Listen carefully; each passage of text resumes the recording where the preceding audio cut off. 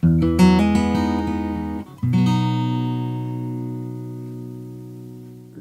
of the most interesting things that happened when I was studying at Syracuse is Ernie Boyer, who was the chancellor at the State of New York Board of Regents, popularized a book which was entitled Scholarship Revisited.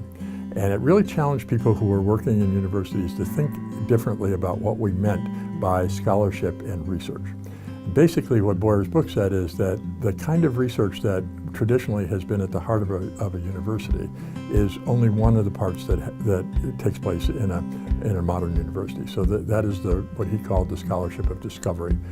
The search for new knowledge, the search for experimental and field research. But what he also said is that there are other kinds of scholarship that are equally important. The first of these three was the scholarship of integration, that you need people who are specialists in universities, but you also need people who are really accomplished at bringing together information from multiple specialties and to be able to help students understand how they connect. You need a scholarship of application, where people are trying to solve real problems, and we draw on the knowledge that we based in the scholarship of discovery, but the scholarship of actually applying and making change is something that it's its own brand of scholarship. And the third part was the scholarship of teaching, that the notion that teaching is as complicated a task as traditional research, and that we need professors within the university who are going to take teaching as a public act, who are going to continue to be trying to refine their teaching, and that scholarship of teaching has been what's defined my research agenda since I've been in higher ed. When I construct a course, one of the things that I try to do is to make sure that course is actually an act of scholarship.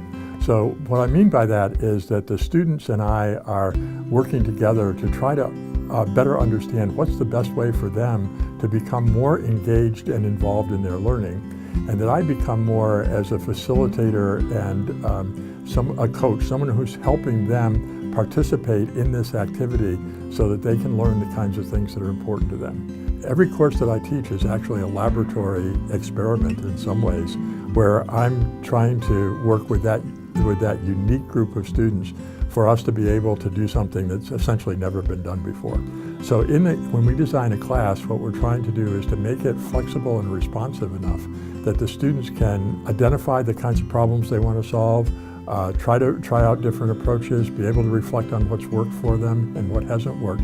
We're looking at a topic from a fresh point of view. We're trying new techniques. They're trying to develop new ways of learning.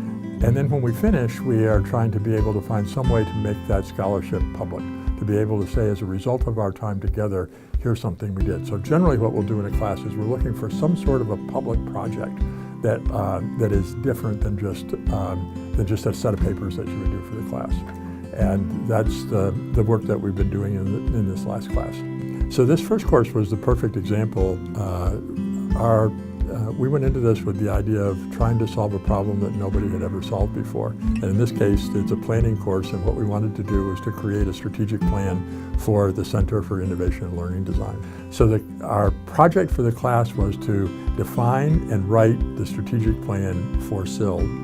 And we worked for 15 weeks on that. We divided into groups. We looked at competing centers. We did all kinds of research, but then each week, we sat down with the members of the steering committee and said, well, what have we learned in the last week?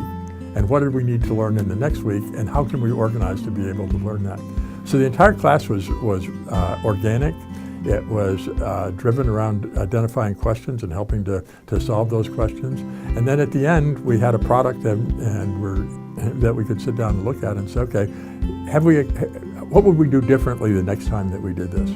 So that our goal was to be able to solve the problem, produce the product, and then most importantly to learn what lessons we would take away from that, which to me is the heart of innovation in teaching and learning in the next generation. So I think this is the perfect time to be working on a Center for Innovation and Learning Design. My own sense is that over the next decade, we're going to see changes in the world of work and hence the world of education that are going to dwarf anything that we've seen over the last centuries. The combination of advanced robotics, machine learning, artificial intelligence, and the ability to connect the Internet of Things. Those things are going to change the world of work in ways that we can't even imagine yet.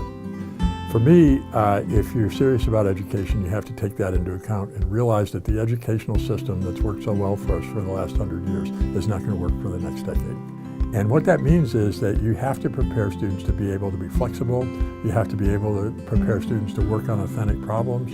You have to be able to get students to work effectively in groups, even when those groups are spread across long distances.